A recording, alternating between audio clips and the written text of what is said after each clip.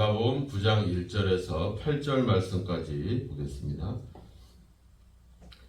또 그들에게 이르시되 내가 진실로 너희에게 이르노니 여기 서 있는 사람 중에는 죽기 전에 하나님의 나라가 권능으로 임하는 것을 볼 자들도 있느니라 하시니라. 엿새 후에 예수께서 베드로와 야고보와 요한을 내리시고 따로 높은 산에 올라가셨더니 그들 앞에서 변형되사 그 옷이 광채가 나며 세상에서 빨래하는 자가 그렇게 희게 할 수 없을 만큼 매우 희어졌더라. 이에 엘리야가 모세와 함께 그들에게 나타나 예수와 더불어 말하거늘 베드로가 예수께 구하되 랍비여 우리가 여기 있는 것이 좋사오니 우리가 초막셋을 짓고 하나는 주를 위하여 하나는 모세를 위하여 하나는 엘리야를 위하여 하사이다 하니 이는 그들이 몹시 무서워하므로 그가 무슨 말을 할지 알지 못함이더라. 마침 구름이 와서 그들을 덮으며 구름 속에서 소리가 나되 이는 내 사랑하는 아들이니 너희는 그의 말을 들으라 하는지라. 문득 둘러보니 아무도 보이지 아니하고 오직 예수와 자기들 뿐이었더라. 아멘.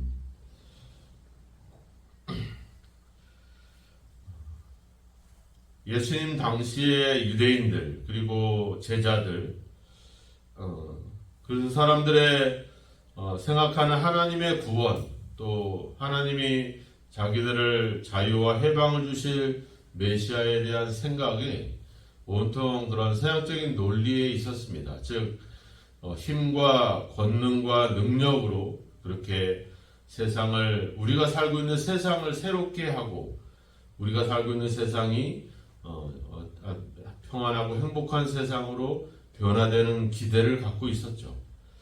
그런데 예수님이 이야기하는 구원, 예수님이 하나님이 예수님을 통해서 우리에게 주시고자 하는 하나님의 나라는 이 땅에서 이루어지는 것도 아니요 또 힘과 능력으로 나타나는 것도 아니요 오직 고난과 죽음과 부활을 통해서 만들어 가시는 이루어 가시는 나라, 구원 이것을 예수님은 우리에게 이야기를 했습니다.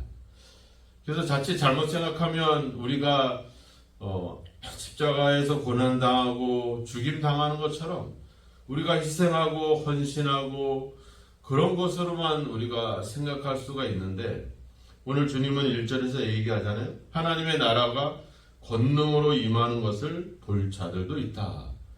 하나님의 나라는 고난과 죽음을 통해서 이루어 가시는 구원의 나라이지만 결코 그 나라는 최종적으로 우리에게 임할 때는 권능으로 임한다라고 하는 사실입니다. 그때도 무기력하게 그렇게 십자가에서 죽는 것으로 나타나는 것이 아니라 그때는 수많은 증인들과 함께 나타나는 나라, 권능으로 임하는 나라를 이야기했고 예수님은 이야기하잖아요. 죽기 전에 그것을 볼 자들도 있다. 그리고 나서 2절에 보니까 엿새 후에 이렇게 나오죠. 제자들을 우리가 그동안에 살펴봤지만 오병이어의 기적을 경험하고 나서 바로 그날 밤 배를 타고 가면서도 예수님에 대한 신뢰, 믿음 전혀 나타나지 않았죠. 우리가 칠병이어의 기적을 경험하고 나서 4,000명을 먹이신 사건 이후에 제자들은 또 예수님을 이해하지 못해서 예수님을 그들이 그저 그 남은 떡 하나 몇 개 가져오지 않은 것에 연연하고 있는 그런 제자들의 모습을 보이죠. 여기서도 하나님의 나라가 권능으로 임하는 것을 볼 자들도 있다라고 이야기했지만 엿새 후에 제자들의 모습은 어떻습니까? 예수님이 놀라운 광경을 그들에게 보여줬죠. 이미 얘기했잖아요. 하나님의 나라가 권능으로 임하는 것을 볼 자들도 있다. 그 놀라운 광경이 2절에서 4절의 말씀에 나와 있잖아요. 예수님이 변화가 됐고 모세와 엘리야가 그들에게 나타났다라고 하는 사실들. 이 놀라운 광경에도 불구하고 베드로는 뭐라고 합니까? 5절에 보면 랍비여 이렇게 랍비여. 랍비는 뭐예요? 뭐 선생님 이런 뜻이잖아요. 앞에는 뭐라고 고백했어요? 주는 그리스도시오 하나님의 아들이십니다. 이래놓고 여기서는 또 그저 랍비여 이렇게 표현을 합니다. 오늘 이 마가복음에는 기록되어 있지 않지만 누가복음에 누가복음으로 넘어가 보면 9장에 가보면 예수님이 기도하셨다라고 여기 나와요. 기도하실 때 그 용모가 변하고 그 옷이 휘어져서 광채가 났다 이렇게 나와요. 그럼 제자들은 뭐를 하고 있었느냐? 그들은 깊이 잠들어 있었다 이렇게 얘기해요. 그리고 일어나 보니까 갑자기 예수님이 모세와 엘리야와 이야기를 하고 있고 변화가 되어 있는 거죠. 정신이 없는 거예요. 비몽사몽간에. 그래서 여기서도 이야기하잖아요. 6절에 보면 그가 무슨 말 할지 알지 못함이더라. 제자들은 그런 예수님의 이야기에 전혀 귀 기울이지 않고 있죠. 그저 자기들을 생각하고 있는 그 어떤 그 영광과 그 어떤 권세와 그 어떤 그 세상에서 주어지는 것들에만 말하면 제밥에만 눈이 어두워져 있었지 그분의 그렇게 변화되고 왜 예수님이 이렇게 변화되어야 됐는지 또 그 모습을 왜 제자들에게 보여줬는지 이런 것들에 대한 이해들이 없다는 거죠. 우리가 교회를 다니고 예수를 믿어도 예수님이 우리에게 주시고자 하는 것이 뭔가 우리가 예수를 믿는다라고 하는 것이 뭔가라고 하는 고민을 하지 않고 우리는 단순히 예수 믿고 좀 착해지고 예수 믿고 좀 말씀 좀 잘 지키고 예수 믿고 좀 헌신하고 희생하고 이런 정도로만 우리를 이야기한다는 거죠. 예수님이 우리에게 원하시는 것은 뭐겠어요? 우리로 하여금 죄로 인해서 하나님과 관계가 끊어졌던 그 관계를 자신의 십자가의 죽음을 통해서 우리를 구원해 내셔서 하나님과의 관계를 회복해서 우리가 하나님의 자녀가 되게 하시고 그래서 하나님으로부터 모든 것을 상속받게 하기 위한 그런 어떤 하나님의 자녀된 권세를 주시기 위한 것이 예수님의 목적 중에 하나거든요. 근데 우리가 하나님의 자녀로 살아가는 그 영광과 그 은혜를 바라보는 게 아니라 그저 이 땅에서 다른 사람보다 좀 착하게 살고 그리고 그들보다는 조금 더 좀 나아지는 인생, 좀 더 잘 살고 이런 생존의 문제에 우리가 보통 많이 매달린다라고 하는 겁니다. 우리가 우리 인생이 얼마나 가치 있고 소중한지를 그런 방향으로 가는 게 아니라 그저 남들보다 조금 나은 거. 그러니까 우리가 맨날 하는 짓이 뭐예요? 나는 저 사람보다 낫고 저 인간은 나보다 좀 못났고 이런 식으로만 우리가 찾고 살아가고 있다는 거죠. 예수님의 변화는 바로 우리에 대한 하나님의 나라가 그런 어떤 가지고 있는 어떤 그런 영광을 보여주는 겁니다. 누가 등장을 하냐면 모세와 엘리야가 등장을 합니다. 아니 다윗도 있고 아브라함도 있고 위대한 인물들도 많이 있잖아요. 왕들도 있고. 그런데 왜 굳이 모세와 엘리야냐 하는 거죠. 모세는 누굽니까? 우리가 다른 건 다 좀 기억이 안 난다 할지라도 한 가지 기억나는 것은 애굽에서 이스라엘 백성들을 이끌고 나와서 약속의 땅으로 인도하는 그런 인물로 나오잖아요. 그죠? 그러니까 모세의 주된 역할이 그겁니다. 반석에서 물을 나오게 하고 홍해를 가르고 이게 아니라 이스라엘 백성들을 그 애굽에서 약속의 땅, 결국 하나님의 나라로 이끌어가는 그 하나님의 나라로 인도하는 그 어떤 인도자의 모습을 보여준 거죠. 엘리야는 누구예요? 이 구약 성경 마지막 절에 가보시면 그 부분에 가면 나오잖아요. 보라 여호와의 크고 두려운 날이 이르기 전에 내가 선지자 엘리야를 너희에게 보내리라. 그러니까 하나님의 나라를 이루시는 일의 상징적인 인물이 바로 엘리야죠. 그 엘리야가 나타나는데 누구로 나타나는 거예요? 침례 요한으로 나타나는 거죠. 그래서 요한을 향해서 엘리야다. 당신이 엘리야입니까? 이렇게 해서 예수님을 향해서도 뭐예요? 엘리야다. 그래서 앞에 우리가 너희가 사람들이 나를 누구라 하느냐 했을 때 사람들이 엘리야라 합니다. 이렇게 이야기를 했었잖아요. 그러니까 모세와 엘리야의 등장은 하나님의 나라에 대한 이야기들을 하고 있는 겁니다. 예수님이 우리에게 말씀하신 말씀의 가르침의 핵심들이 다 하나님의 나라 아닙니까? 하나님의 나라에 대한 것들. 그런 것들을 향해서 우리가 가는 것. 그래서 제자들이 두려워하고 있을 때 7절에 보면 구름이 와서 그들을 덮고 구름 속에서 소리가 나죠. 이는 내 사랑하는 아들이니 너희는 그의 말을 들으라. 그의 말을 들으라. 베드로가 5절에 보면 랍비여 우리가 여기가 있는 것이 좋사오니 초막셋을 짓고 주를 위하여 모세를 위하여 엘리야를 위하여 하사이다. 이 놀라운 광경을 통해서 우리가 하나님의 나라에 대한 어떤 비전과 그것을 바라보게 하고 있는데 베드로는 뭐 하는 거예요? 여기가 좋사오니 여기서 그냥 집을 짓고 함께 살아갑시다. 그냥 예수님과 모세와 엘리야와 삽시다. 예수님의 오신 목적은 우리가 이 땅에서 살아가는 게 아니라 뭐예요?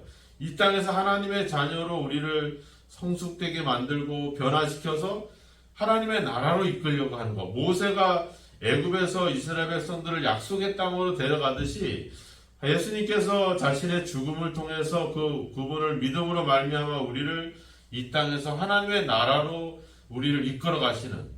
그래서 누가복음 9장 31절에 가보시면 이렇게 나와요. 모세와 엘리야와 예수님이 무슨 얘기를 했느냐? 거기에 가보시면 장차 예수께서 예루살렘에서 별세하실 것을 말할세 이렇게 나와요. 별세라고 하는 말이 무슨 말이냐면 애굽에서 이스라엘 백성들을 이끌어서 새로운 세계로 이끌어가고 있다. 이게 별세거든요. 그러니까 예수님이 떠나잖아요. 제자들을. 우리를 떠났잖아요. 지금은. 그죠? 왜 가셨어요? 처소를 예비하기 위해서. 그리고 때가 되면 와서 우리를 그곳으로 이끌어 갈 것이다. 그러니까 예수님이 오신 목적은 우리를 예수님을 믿음으로 말미암아 하나님의 자녀가 되게 하시고, 그래서 자녀라고 하는 게 뭐예요? 상속자잖아요. 그죠? 하나님 자녀들의 상속자. 이걸 우리가 무시하면 안 되는 거죠. 자녀가 위대한 것은 뭐예요? 다른 게 아니라 아버지의 부모의 모든 권한을 받는 것이 자녀입니다. 그래서 예수님이 우리를 그 믿음으로 자녀로 만들어낸 거죠. 이거는 끊을 수가 없는 거예요. 그래서 하나님이 우리를 구원해냈을 수밖에 없는 거는 자녀이기 때문에. 여러분들도 그렇잖아요. 내가 자녀들이 말 안 듣는다고 호적에서 지워버린다고 그게 지워지는 겁니까? 아니잖아요. 그죠? 다 법적으로도 그렇다 할지라도 다 권한이 있는 거예요. 자녀된 권세는 그 무엇도 어느 것도 끊을 수가 없는 겁니다. 그거를 우리가 침범할 수가 없는 거예요. 그런 관계로 우리를 이끌어서 하나님의 나라를 우리에게 유업으로 받을 수 있게 우리를 이끌어 가는 거죠. 그러니까 우리는 예수님을 믿고 이 땅에서 이런 광야에서의 시간을 보내는 것처럼 이 땅에서 우리가 하나님의 자녀로 성숙해 가는 거죠.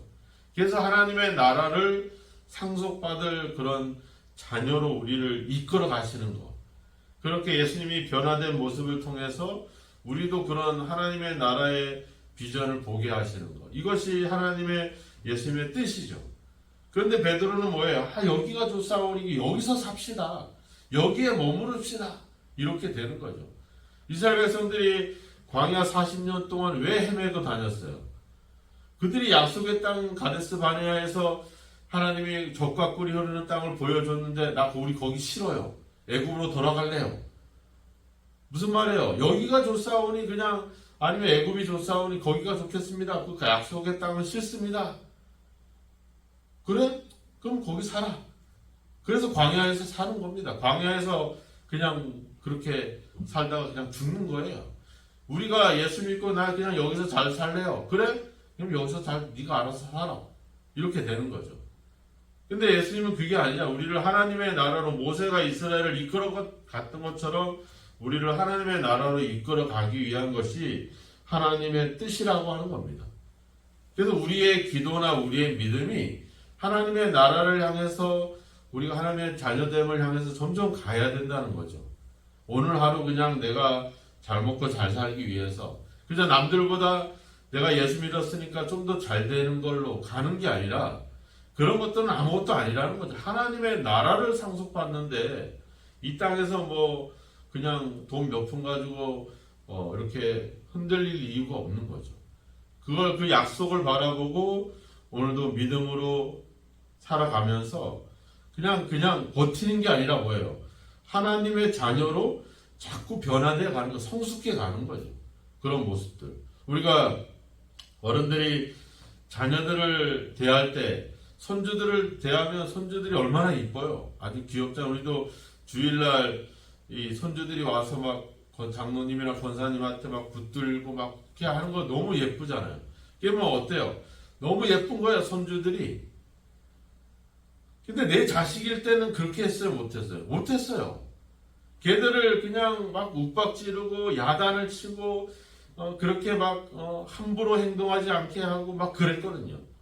그런데 이제 나이가 들면서 세월이 지나면서 똑같은 애들인데도 불구하고 이쁜 거야. 왜 그런 거야 이게? 걔들이 이쁜 게 아니라 뭐예요? 내가 성숙해진 거죠. 내가 인생을 살다 보고 내가 세월을 지내다 보니까 여유가 생겼고 성숙함이 생기다 보니까 그 마음이 너그러지다 보니까 행동들이 다 예뻐 보일 수밖에 없는 거죠. 그 전에는 그냥 이 땅에서 살기 위해서 생존으로 아둥바둥 하다 보니까 바르게 가르쳐야 되고 바르게 세워야 되고 잘못하면 지적해서 그렇게 해서는 살아남지 못해. 좀 더 바르게 좀 더 악착같이 해야 돼. 이렇게 여유가 없이 살다 보니까 그렇지만 세월이 지나면서 우리 속에 성숙함이 생기고 여유가 생기니까 예뻐 보이는 거죠. 근데 그게 다른 사람에게도 가야 되는데 이게 안 되는 거죠. 그러니까 우리가 산다는 거는 그냥 하루를 또 하나님의 나라를 바라보고 버틴다는 게 아니라 내 삶의 경험과 이런 시간들을 통해서 우리가 좀 더 성숙해지고 좀 더 여유를 갖고 이런 관계로 자꾸 내가 변화되고 성숙한 것으로 가야 된다라고 하는 겁니다. 그래서 어제보다 오늘이 더 성숙해지고 오늘보다 내일이 더 내가 변화되고 성숙함으로 갈 수 있는 것. 그것이 주님께서 우리에게 원하시는 길이라고 하는 겁니다. 여기가 좋사오니 여기서 있읍시다. 우리가 그저 예수 믿고 이 땅에서만 그냥 머문다고 생각하면 그것은 하나님의 뜻과는 예수님의 십자가의 죽음과는 의미가 없다는 것을 다시 한번 알고 오늘 예수님께서 이 변화된 모습을 통해서 우리에게 하나님의 나라에 대한 비전과 꿈을 향할 수 있게 해주시는 것처럼 자다가 깨서 무슨 말을 하는지 정신없는 베드로처럼 정신없이 살아가지 마시고 오늘도 우리를 위해서 우리를 하나님의 나라를 주시기 위해서 그 아들을 우리에게 아직 아끼지 않고 내어주시는 그리고 자신의 십자가의 죽음을 통해서 그 나라를 이루어 가시는 그 주님의 뜻을 깊이 생각하면서 오늘도 하루 우리의 삶이 우리의 인격이 우리의 믿음이 어제보다 한 단계 더 성숙해져 가는 어제보다 이 땅에서가 아니라 하나님의 나라를 더 가까이 다가갈 수 있는 그런 변화된 삶이 좀 더 성숙해져 가는 삶이 저와 여러분에게 있기를 주님의 이름으로 축원합니다. 기도하겠습니다. 하나님 아버지 감사합니다. 끊임없이 우리의 부족함과 이해하지 못함과 우리의 주님 이 땅에서 머물고자 하는 욕심들을 계속 일깨워 주셔서 우리로 하여금 하나님의 나라를 바라보게 하시고 그 하나님의 나라가 어떤 나라고 어떤 것으로 이루어가는 나라인지를 우리에게 깨닫게 하시는 하나님의 은혜를 감사합니다. 하나님 아버지 원하건대 그 하나님의 뜻에 맞게끔 발맞추어 오늘도 아버지 우리의 삶이 우리의 믿음이 한 단계 더 성숙해져가는 그런 변화가 저희 가운데 있기를 원합니다. 이 땅에서 생각이 점점 줄어들고 하나님의 나라에 대한 소망과 약속을 바라보며 한 단계 더 그 나라에 가까이 다가갈 수 있는 우리의 삶이 되도록 하나님 우리를 도우시고 함께하여 주옵소서. 여기가 좋사오니 아버지 여기서 지냅시다.